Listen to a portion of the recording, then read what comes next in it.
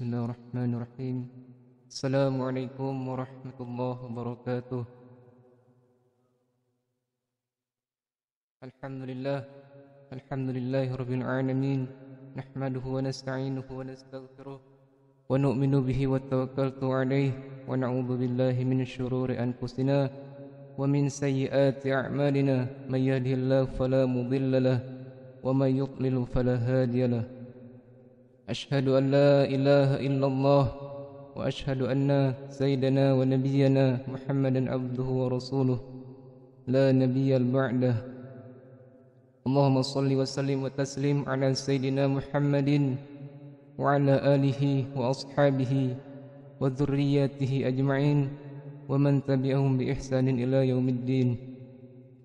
قال الله تعالى في كتابه الكريم: أعوذ بالله من الشيطان الرجيم. بسم الله الرحمن الرحيم.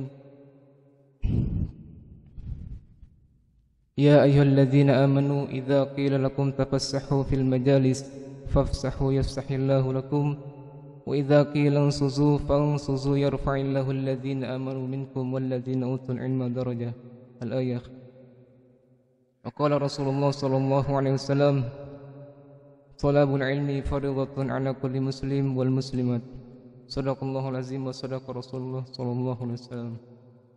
Alhamdulillah, pada malam hari ini kita masih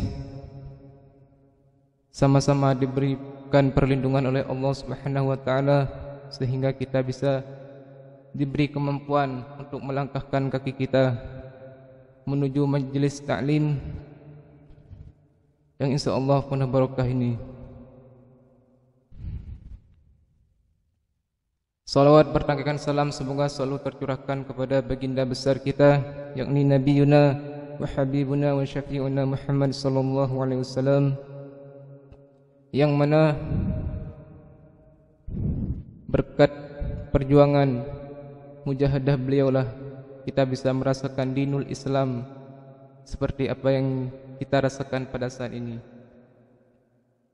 Baiklah, saya di sini sebagai muqaddimah. Saya akan membacakan sedikit ulasan ataupun garis besar dari materi pertama pada program kita pada malam hari ini tentang kebutuhan rohani. Di dalam tubuh kita terdapat dua bagian. Yang pertama tubuh kasar atau dikatakan dengan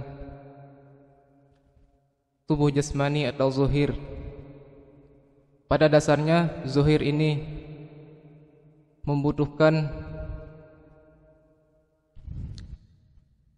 kebutuhan seperti yang kita rasakan, seperti tubuh kita membutuhkan minum, membutuhkan makanan dan sebagainya.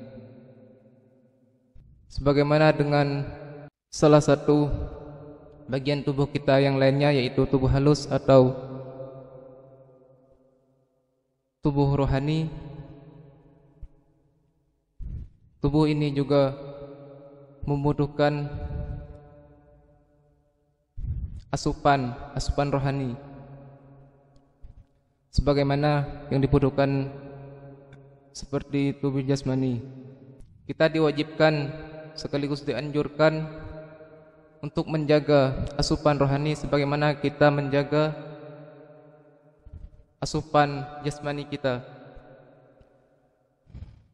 Barangkali kalau kita tidak menjaga asupan jasmani kita, maka tubuh kita akan terasa sakit. Begitu juga yang dirasakan oleh rohani kita ketika tidak mendapat asupan yang layak dan tepat, maka juga akan merasakan sakit. Untuk bentuk-bentuk asupan atau kebutuhan rohani akan dijelaskan dan diuraikan oleh guru kita Ustaz Ahmad Soleh kepada Al-Mukarram wal Mukhtaram Ustaz Ahmad Soleh. Waktu dan tempat kami persilahkan.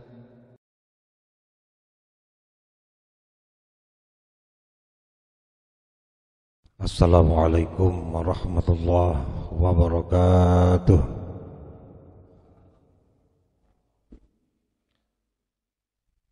Alhamdulillah. Alhamdulillahilladzi arsala rasulahu bil huda wa dinil haqq liyudhhirahu ala dini kullihi walau karihal musyrikun.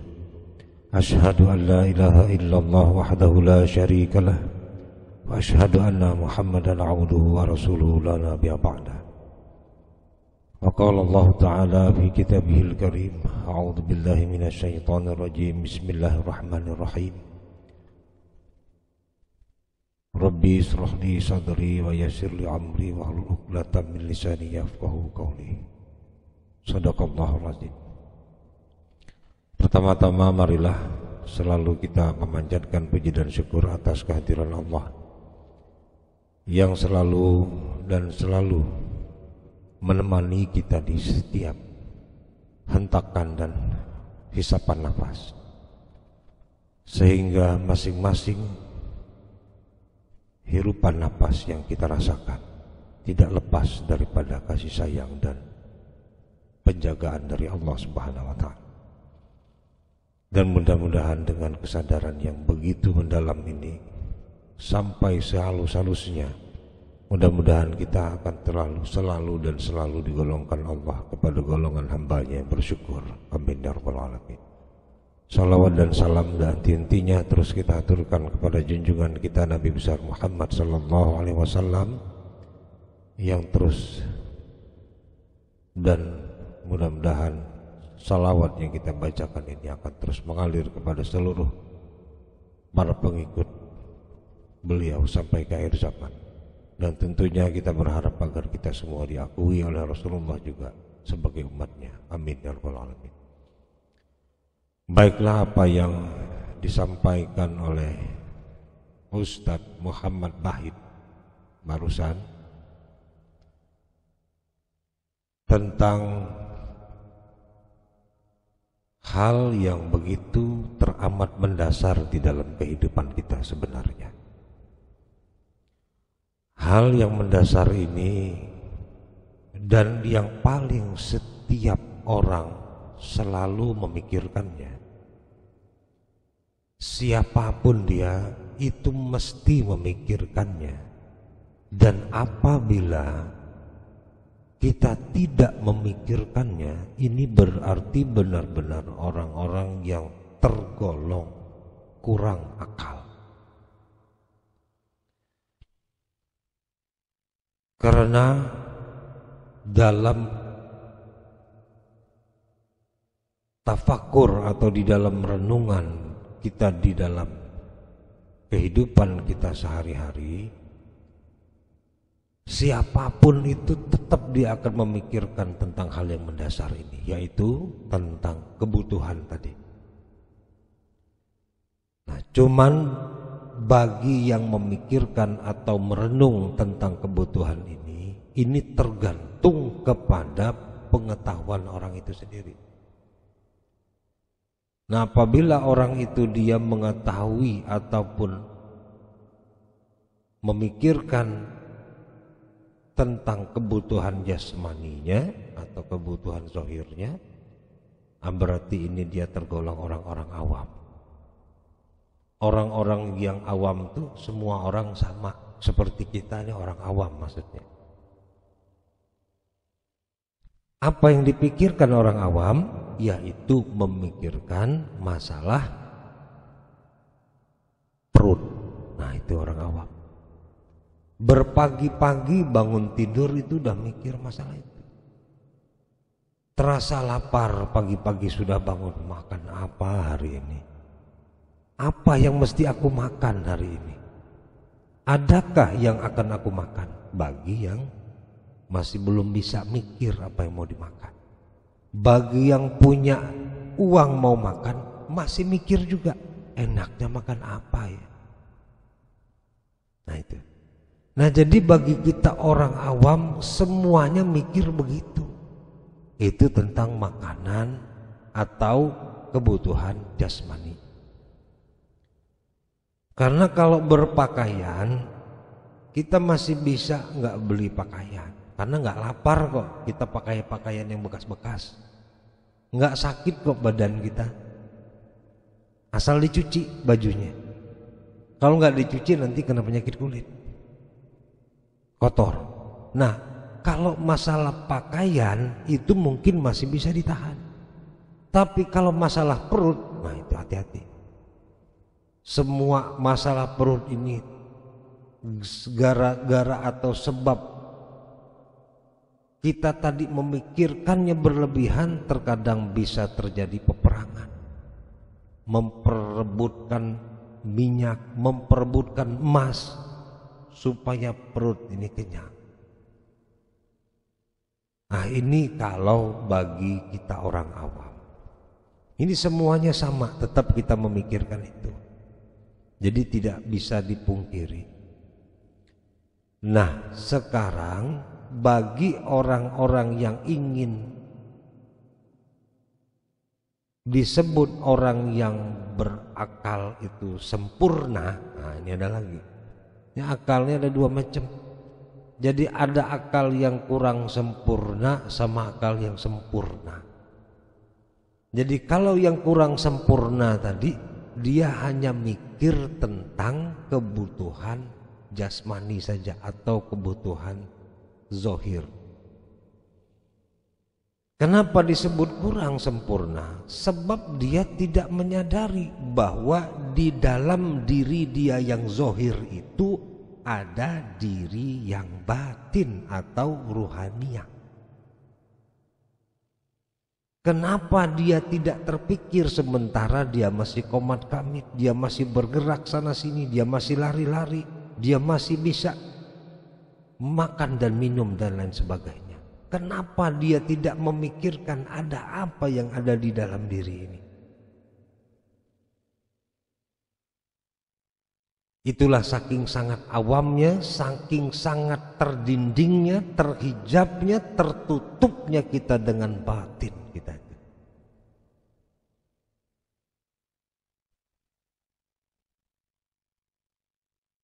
Kita terkadang begitu memegang ke dalam dada kita saja. Kita nggak mengerti kok kenapa di dalam dada ini ada yang berdetak atau ada yang berdegup. Adakah saya pernah meminta jantung ini berdegup? Adakah saya pernah meminta nafas saya ini bernafas atau turun naik sekian kali di dalam 1 menit? Ada yang bisa memastikan enggak? Kita bernafas itu 1 menit mesti rata, misalnya 30 kali atau 50 kali. Ada yang bisa memastikan enggak? Saya mau tanya. Tentu sudah jelas tidak. Artinya yang di dalam diri kita sendiri kita nggak mengerti. Kita nggak mengerti apa yang ada di dalam diri kita, tuh nggak ngerti. Nafas kita, jantung kita yang berdegup, nggak mengerti kita. Namun yang hebatnya dan yang tragisnya, kita kepada diri kita saja tidak mengerti, tetapi kita ingin sibuk memikirkan orang lain. Kita terlalu sibuk untuk mengurusi orang lain. Ngurusi diri kita sendiri aja nggak becus, nggak ngerti, nggak bisa. Maka yang ada di dalam diri itulah yang disebut diri rohani atau diri batin tadi, atau batinnya. Kadang-kadang yang suka merasa sakit hati juga banyak yang salah sebut kok. Batinku tersiksa. Ah, bohong. Bukan batin yang tersiksa, jasmaniahnya yang tersiksa. Diriku, batinku tercabik-cabik, teraniaya, bukan. bukan batinnya, tapi itu tetap jasmaniahnya. Buktinya pas begitu dia terasa sakit, kadang-kadang mengaruhi kepada napasnya. Jadi napasnya, jadi air matanya, jadi nggak enak makan dan segala macam. Itu tersemua adalah jasmania. Tiba-tiba ada orang yang menyakiti kita lewat kuping umpamanya, lewat WA dan lain sebagainya. Yang sakit apa? Nyangka kita batin, bukan. Tapi adalah perasaan zohir kita.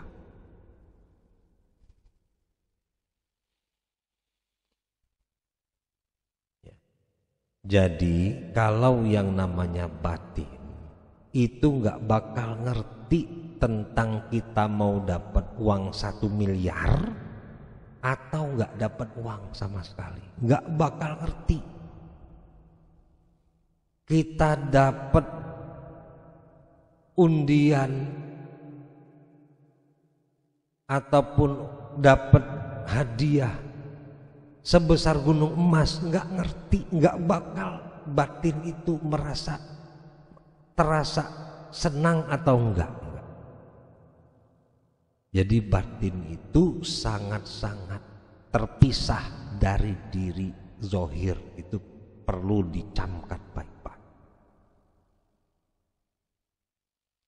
Jadi diri batin kita itu atau batiniah kita itu hanya membutuhkan hal yang khusus. Dia tidak membutuhkan hal-hal yang receh. Yang sifatnya nilai-nilai keduniaan yang kecil itu enggak. Maksud nilai keduniaan kecil bukan uang kecil, bukan. Uang 10 triliun itu kata batin kecil, enggak ada artinya. Bagaimana ada artinya? Ruhani batin kita enggak ngerti uang 10 triliun, enggak ngerti. Enggak tahu. Ustaz dari mana sih ngomong bahasa batin gak ngerti. Nah sekarang yang bakal mempertanggungjawabkan amal perbuatan kita selama di dunia itu zohir kita atau ruh kita nanti di alam kubur.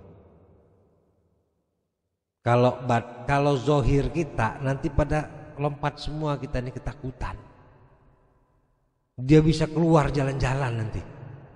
Udah meninggal, tiba-tiba dia masih komat kamit nanti.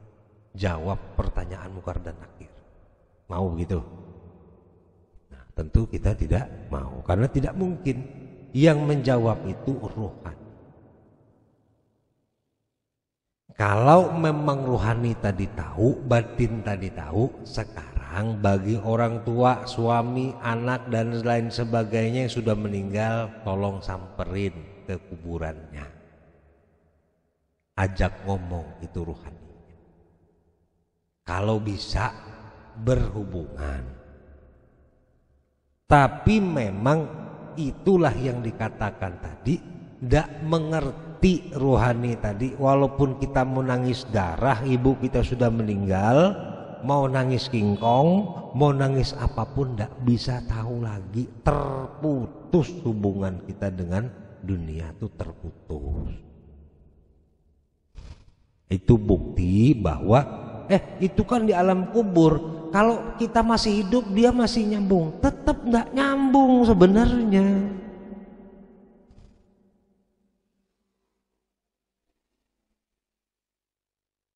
Tetap tidak nyambung.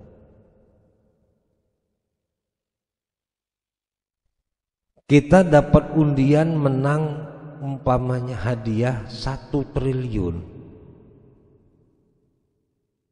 Tapi kita tak pernah sholat, tak pernah kita belajar menuntut ilmu, tak pernah kita puasa, tak pernah kita berzakat dan lain sebagainya. Biar kita dapat undian ataupun hadiah 1 triliun, maka batin ruhani kita tetap tetap akan tersiksa.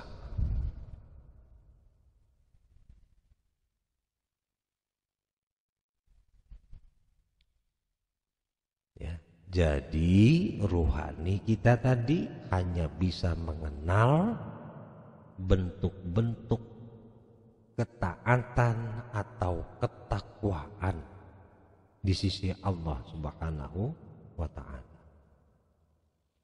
Karena rohani kita tadi begitu ditiupkan ke alam rahim, semasa kita masih di alam rahim, dia ditiupkan ruh tadi ke dalam jasad kita. Begitu dia keluar sampai ke dunia atau kita dilahirkan, maka pada saat itu ruhani tadi sebenarnya sedang pindah tempat. Itu kalau mau tahu keadaan yang sebenarnya. Dari tempat yang disebut alam ruh pindah ke alam rahim. Maka ditiupkan oleh Allah, ditiupkan oleh malaikat. Apa? Israil. Ya. Ditiupkan, maka bergerak-geraklah ia. Nah, itu disebut janin tadi bergerak. Nah, setelah 9 bulan 10 hari maka keluarlah ia ke dunia, membawa tangis,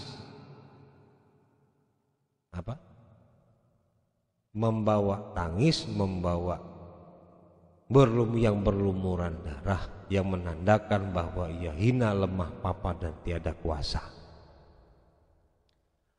Nah, ini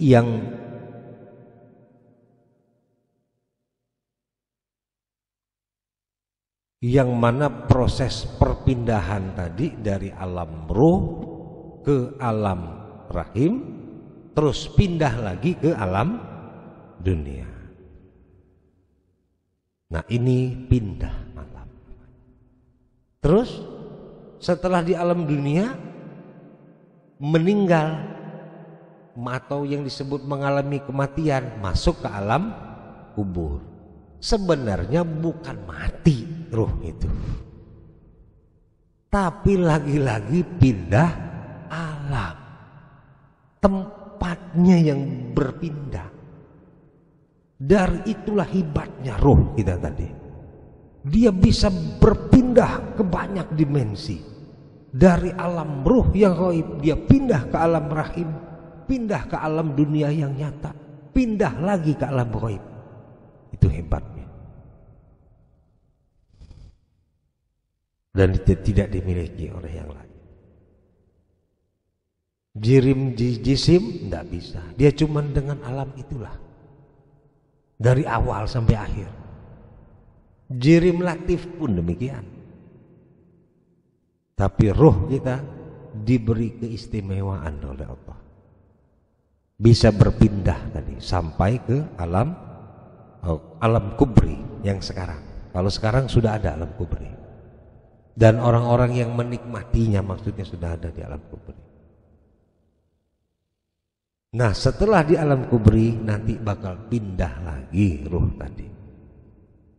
Nah, ke alam akhirat namanya. Hari akhir, alam akhirat.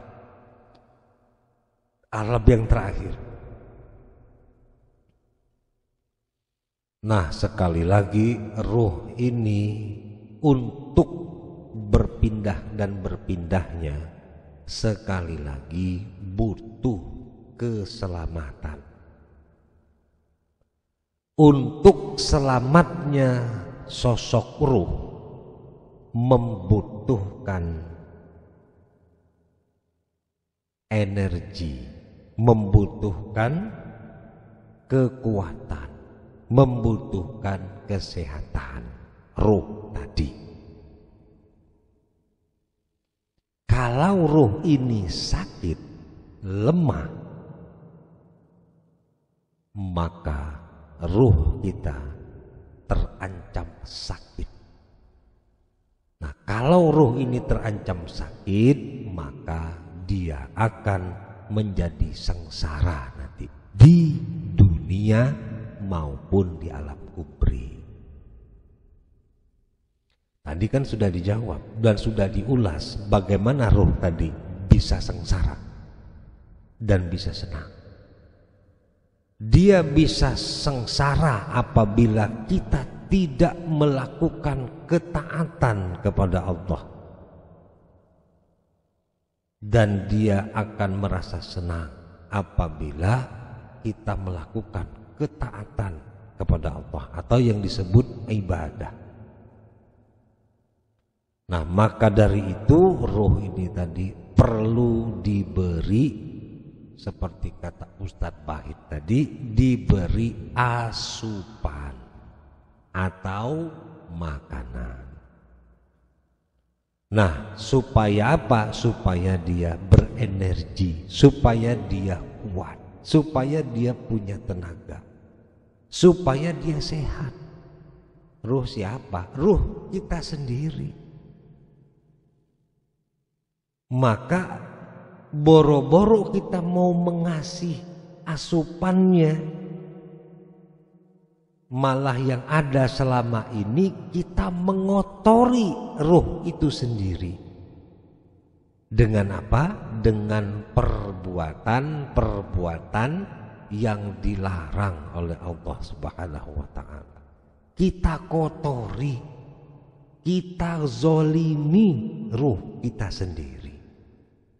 Maka barang siapa yang melakukan kemaksiatan, itu dia sebenarnya sedang menzolimi dirinya sendiri. Boro-boro mau memberi asupan atau makanan supaya dia sehat, malah selama ini kita terus-menerus mempersakiti diri rohani itu sendiri. Kita persakiti terus, kita pukul-pukul terus, kita libas-libas terus, kita tusuk-tusuk terus rohani kita sendiri dengan perbuatan maksiat yang kita lakukan. Maksiat bagaimana sih Ustadz Guru? Saya kan tidak pernah melakukan hal-hal yang aneh-aneh. Bagi seorang anak, durhaka kepada orang tuanya itu sudah merupakan hal maksiat. Walaupun dia nggak mabuk, mencuri, nggak lain-lain sebagainya, dia membantah, dia tidak patuh kepada orang tuanya saja itu sudah cukup membuat dia durhaka dan membuat rohani kita menjadi sakit. Itu bagi seorang anak. Bagi seorang istri, durhaka kepada suaminya itu pun sudah sangat-sangat membuat dia menjadi sengsara sebetulnya. Tapi kok Ustadz kelihatannya nggak sengsara, malah happy-happy kok. Ada yang begitu ya? Sudah durhaka kepada suami tapi kok happy-happy, bisa tenang-tenang, ketawa-ketiwi. Justru ini yang paling kita takutkan kalau hal-hal seperti ini terjadi.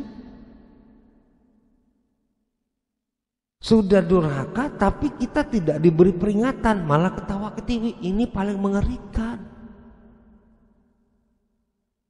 Justru yang apabila kena umpamanya begitu durhaka langsung sakit kepala, sakit jantung, sakit. Dia diberi peringatan di dunia ini. Tidur enggak enak enggak? Enggak. Bernapas enak enggak? Enggak. Terus puyeng enggak? Iya. Terus makan mual? Iya. Lah iya. Bagus berarti. Ini enggak durhaka, makan lahap. Jalan-jalan mantap. Ngerumpi makin asik. Pokoknya bahasa orang sekarang keren, pokoknya mantap deh begitu. Nah ini kita mesti takut dan ngeri kalau begini. Justru apabila kita tadi terasa sakit dan lain sebagainya, itu mudah-mudahan kita ada diberi kesempatan untuk sadar. Gimana enggak ada kesempatan buat sadar? Napas sudah di ujung umpamanya. Napas sudah Senin Kamis bahasa orang itu maksudnya gitu.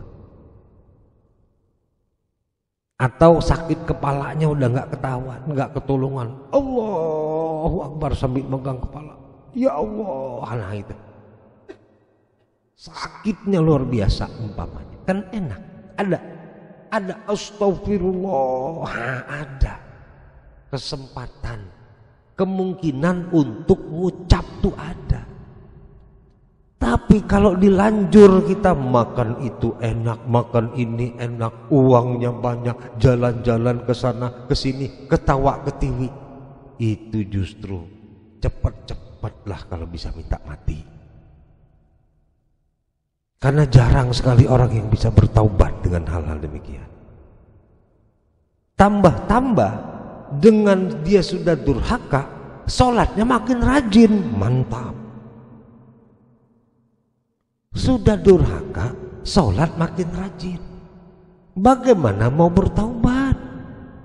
Hah? Loh, kok Ustadz saya disuruh bertaubat, saya kan sholat. La ilaha illallah.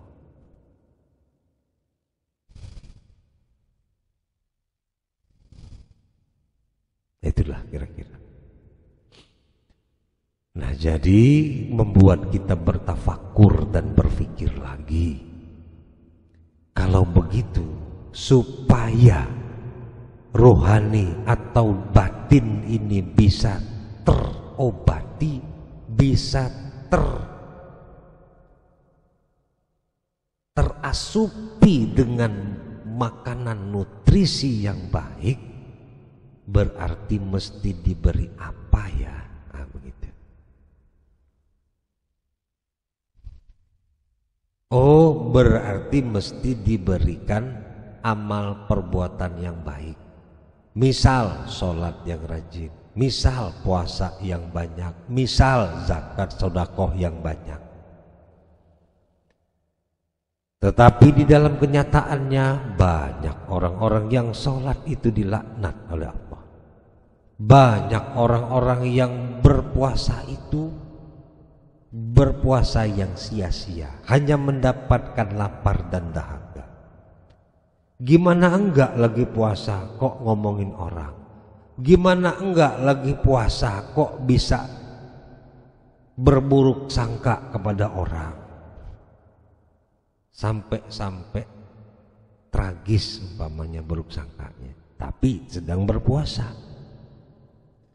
Ini tanda-tanda puasa kita yang sebenarnya itu tertolak. Kok bisa kita sedang durhaka sama suami, sholatnya rajin? Itu tanda-tanda sholat yang tertolak. Itu aja kok, nggak usah pusing mikirnya. Oh Ustadz, kok guru tahu sih sholat orang ditolak? Lah kan tanda-tanda sholat yang diterima ada. Sholat yang diterima itu tandanya dia makin soleha, dia makin taat sama suami. Itu tandanya. Jadi mau sholatnya diterima apa enggak? Hah? Mau apa enggak? Mau, berarti harganya enggak bisa dirubah, enggak bisa ditawar. Mesti taat kita kepada suami. Ini kata siapa? Kata guru atau pendapat guru atau kata Rasul? Ini Allah dan Rasulnya mengatakan itu. Masih bantah juga. Saya sudah tidak bisa ngomong lagi. Saya hanya bisa mengusap dada. Sebab apa? Sebab Allah dan Rasul saja berani sudah diremehkan, dikecilkan.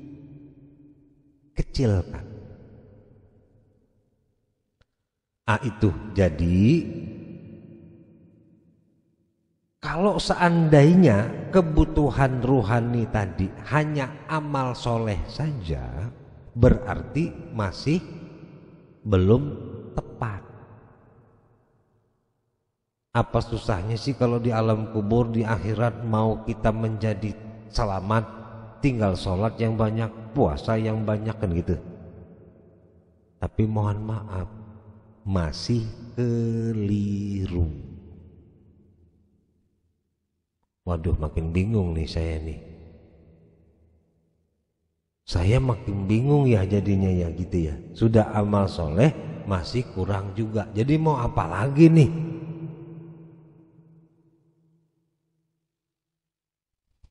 Nah, maka dari itu kita mesti tahu dan mesti sadar bahwa yang dibutuhkan rohani itu adalah ilmu dan amal. Maksudnya apa ilmu dan amal? Maksud daripada ilmu mesti dengan amal itu, ilmu itu artinya tahu, amal itu artinya perbuatan. Artinya secara garis besar, perbuatan yang kita lakukan itu mesti tahu, mesti sadar, tuh maksudnya. Kok bisa sih kita beramal tapi kita nggak sadar kita itu salah? Nggak bisa. Jadi ilmu itu gunanya apa, guru? Ilmu itu gunanya untuk memberitahu kesalahan kita. Nah, kita belajar buat apa sih? Coba pakai akal deh. Aduh, susah ya kasih taunya ya. Kita belajar gunanya untuk apa? Untuk memperbaiki kebenaran apa memperbaiki kesalahan? Ayo. Itu deh susah amat ya. Masih bantah juga ya. Belajar itu supaya tahu memperbaiki kesalahan, bukan memperbaiki kebenaran. Iya, tante. Ada nggak sih memperbaiki kebenaran? Di mana-mana nggak ada ya. Memperbaiki kesalahan di mana-mana begitu. Makanya belajar menuntut ilmu. Ini masuk akal apa gila akal ini? Memperbaiki kebenaran masuk akal nggak sih? Ada nggak kebenaran diperbaiki? Nggak ada. Yang ada diperbaiki itu kesalahan. Jadi ilmu itu ingin kita pelajari supaya kita sadar tahu kesalahan. Bukan orang nggak boleh salah, ingat itu. Jadi nggak usah pakai minder-minder, pakai gaya-gaya minder, nggak perlu, nggak penting, basi itu. Yang penting kita mengakui tahu salah kita, nah baru disebut kita dapatilah ilmu yang bermanfaat untuk diri kita. Diri itu siapa? Itu tadi yang bakal mengalami perpindahan daripada alam dunia ke alam akhirat, yaitu ruhani.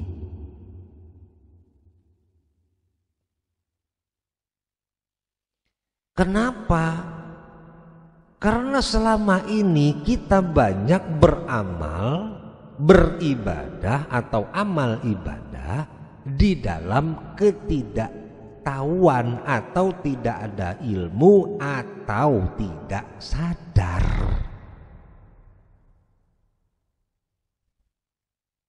Maka pantaslah begitu kita tidak sadar, tidak ada ilmu, ibadah yang kita lakukan tadi nggak ngefek buat diri kita. Contoh sholat, kan amal soleh. Amal soleh yang kita lakukan, sholat baik wajib maupun sunat tadi, tidak membawa perubahan kepada diri kita supaya menjadi baik zahir dan batin. Itu efek. Tapi saya tahu Ustadz, kitab itu sudah satu kitab saya telan, bukan saya pelajari lagi, sudah ditelan kitabnya. Saking pintarnya manusia. Bayangkan, saking pintarnya kitab itu sudah bukan dihafal lagi, ditelan sudah. Tuh, itu kias dan perumpamaan yang paling tragis sudah. Tapi apa yang terjadi?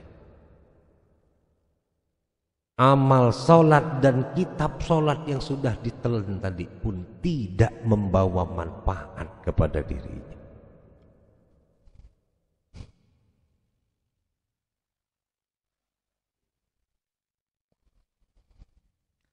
Nah, ini yang mesti kita cari kedudukannya. Bagaimana supaya bisa mengisi asupan rohani tadi, supaya dia menjadi baik dan menjadi baik. Ilmu apa yang mesti kita pelajari, yang mesti kita berikan supaya rohani kita bisa terobati atau terasupi dengan asupan-asupannya, dengan makanan-makanan. Jadi kesimpulannya sudah jelas, yang mesti kita berikan kepada rohani kita adalah ilmu dan amal. Dari mana Ustadz dalil dan dasarnya? Kan ngomong agama mesti pakai dasar Ustadz. Oh begitu. Ya sudah. Tapi yang jelas, yang penting udah ngerti belum itu dulu. Kenapa mesti dengan ilmu dan amal tadi? Jelas arti dari secara akliyahnya maksudnya gitu. Ilmu itu artinya tahu, ya sekali lagi, dengan pengetahuan tahu tadi diharapkan dia sadar untuk beramal. Jadi ilmu dan amal sama dengan orang yang sadar untuk dia beramal. Artinya sama dengan lagi dia tahu mengapa dia harus beramal. Nah itu secara akal. Ini belum secara apa-apa lagi, baru secara akal aja. Nah baru secara dalil yang mengatakan tentang butuh ilmu dan amal itu siapa? Guru, ustadz? Bukan. Yang mengatakan bahwa dirinya itu ada ilmu dan amal untuk menghadap Allah nanti, yang mengatakan itu adalah Rasulullah sendiri, yang notabene kita nobatkan, kita jadikan sebagai suri tauladan. Apa kata Rasulullah? Yang artinya yang paling tahu, yang paling berilmu tentang Allah adalah aku, kata Rasulullah. Tahu itu artinya ilmu. Yang paling tahu berarti yang paling berilmu tentang Allah. Berarti yang pertama kali yang paling berilmu ya Rasulullah. Belum yang lain-lain tahu, Rasulullah sudah diberi pengetahuan terlebih dahulu oleh Allah Subhanahu wa taala. Sudah jelas bahwa Rasul yang paling tahu menandakan bahwa Rasul itu ada ilmu. Ya, ingat Rasul ada ilmu. Contoh bukan tuh? Contoh. Jadi kalau kita nggak ada ilmu berarti sama nggak dengan Rasul? Tidak sama. Jangan bilang ya, jangan ngarep ya jadi umat Rasul. Jangan ngarep ya minta nanti di yaumil qiyamah mudah-mudahan menjadi umatnya. Jangan ngarep. Nggak bisa ngarep tapi nggak kerja. Nggak bisa. Ngarep bersama Rasul tapi nggak ada ilmu, nggak sama dengan Rasul, jangan ngarep. Tapi ada yang ngarep juga guru, iya, namanya harapan kosong. Pernah nonton film Pepesan Kosong? Nah itu dia, harapan-harapan kosong, nggak ada artinya apa-apa. Terus yang mengatakan tentang yang beramal, yang ada amal, yang paling beramal itu siapa? Yang paling kuat amalnya itu siapa? Rasulullah sendiri. Apa beliau mengatakan? Yang artinya yang paling bertakwa di antara kamu adalah aku, kata Rasulullah. Rasulullah itu paling bertakwa, paling mengamalkan apa yang diperintah dan menjauhi apa yang dilarang oleh Allah. Itu Rasulullah. Jadi jelas dalilnya, siapa orang yang paling berilmu dan beramal? Rasulullah, yang mana sebagai contoh suri tauladan yang kita bangga-banggakan. Jadi jangan pernah ingin bermimpi di siang bolong, ingin menjadi umat Rasulullah, tapi tidak pernah ingin belajar menuntut ilmu, terlebih-lebih lagi ingin beramal, atau tidak kedua-duanya, malah ingin selamat masuk ke dalam surga. Mau naruh di mana muka kita? Atau ada yang mau celaka masuk neraka? Coba tunjuk tangan. Ada? Memang orang gila memang kalau ada. Ya, nah berarti sebagai orang berakal tetap kita mesti belajar menuntut ilmu dan beramal.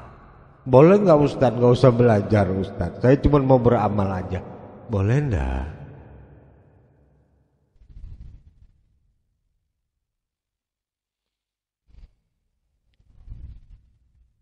Mau atau tidak, kembalilah kepada diri kita masing-masing. Guru hanya sebatas menyampaikan tentang pengetahuan, tentang ilmu. Jadi mau tidak mau, suka tidak suka, apapun itu alasannya, demi untuk rohani kita tadi bisa sehat, bisa makan dan mau makan, tidak ada jalan lain. Mesti kedua-duanya kita masukkan atau kita berikan kepada rohani kita. Boleh nggak ditawar Ustaz? Nggak bisa. Kurang daripada salah satunya, antara ilmu atau sebaliknya dan amal, maka tidak akan bisa.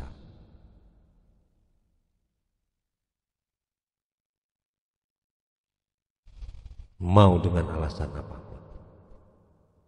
Terlebih-lebih lagi umpamanya amal sholat, nggak bisa kita berdiri disuruh duduk, nggak bisa duduk berbaring, nggak bisa baring pakai isyarat mata, nggak bisa juga disolatkan. Pilih yang mana mau.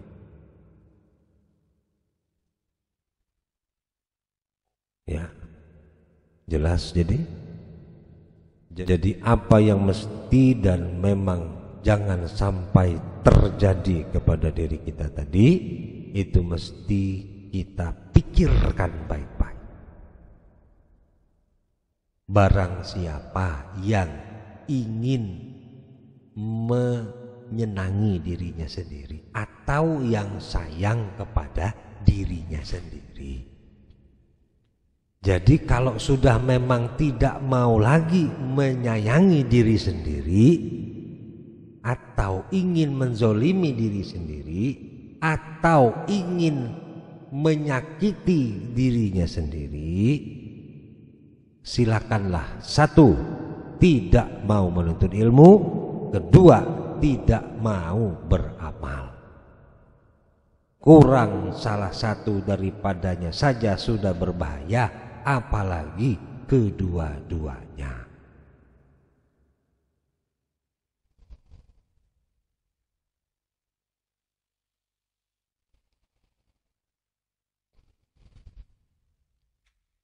Jadi ilmu dan amal ini tidak akan pernah bisa terpisahkan daripada salah satunya.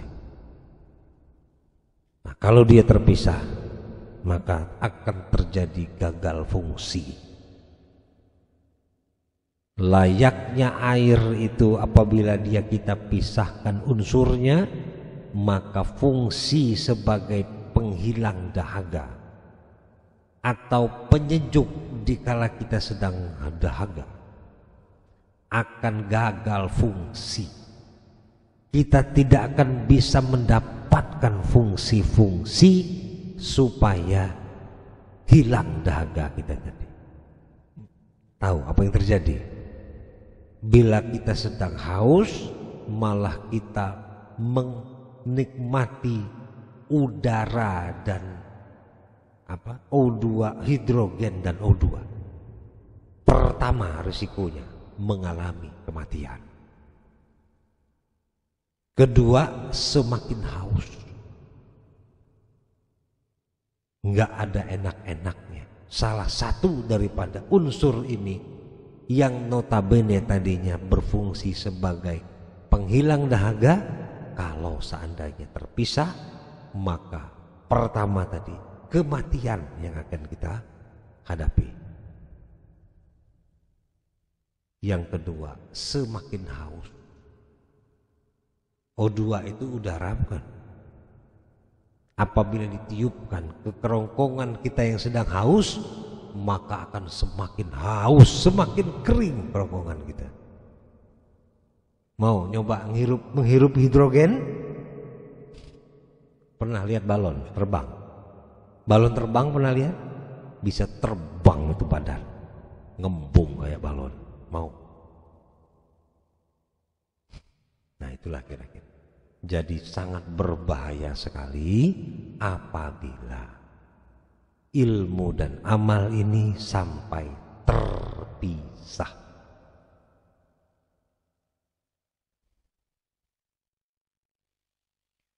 Jadi ingin atau tidaknya kita belajar tergantunglah kepada diri kita masing-masing.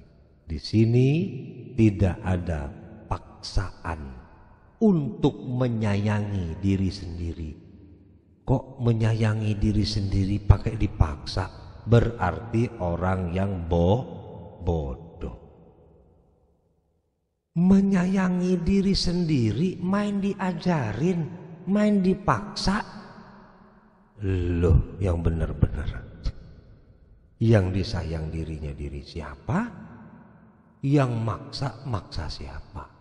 Berarti yang memaksa orang menyayangi dirinya sendiri itu kurang kerjaan. Kok dipaksa menyayangi orang menyayangi dirinya sendiri? Menyuruh orang menyayangi diri sendiri kok dipaksa? Emang kurang kerjaan? Maksa orang loh buat menyayangi dirinya sendiri, berarti kan orang itu nggak berakal. Nyuruh orang nggak berakal. Ada nggak orang mau membunuh dirinya sendiri setiap saat? Memang orang sudah hilang akal. Ya sekarang di sini masih ada akal nggak? Alhamdulillah. Ya, jadi mudah-mudahan kita masih tergolong orang-orang yang selalu beruntung sebab dianugerahi akal yang sehat. Tapi ada tapinya, apabila kita mengakui sebagai orang yang berakal, maka tuntutlah ilmu dan amalkan. Begitu saja yang dapat saya sampaikan. Mudah-mudahan kita selalu diberikan kemudahan oleh Allah untuk mendatangi atau belajar atau menuntut ilmu. Usikum wa nafsi bi taqwallah, la haula wala quwwata illa billah. Assalamualaikum warahmatullahi wabarakatuh. Alhamdulillah, telah kita saksikan dan kita dengarkan paparan ataupun penjelasan dari guru kita, Guru Ahmad Soleh, tentang kebutuhan, khususnya kebutuhan jasmani. Jadi yang bisa kita tarik kesimpulan dari paparan yang dijelaskan tadi, bahwasanya kita ini termasuk orang-orang yang sudah berakal, yang baligh, mukallaf dan mumayyiz. Seharusnya kita harus mempergunakan akal kita dengan sebaik-baiknya, dengan cara kita harus lebih memperhatikan bentuk-bentuk asupan atau makanan kepada rohani kita, karena yang akan kita bawa ke alam kubur, yang akan ditanya dan yang akan disiksa adalah rohani kita. Apabila rohani kita sakit, maka akan terjadi bencana bagi kita, akan terancam kita di alam kubur.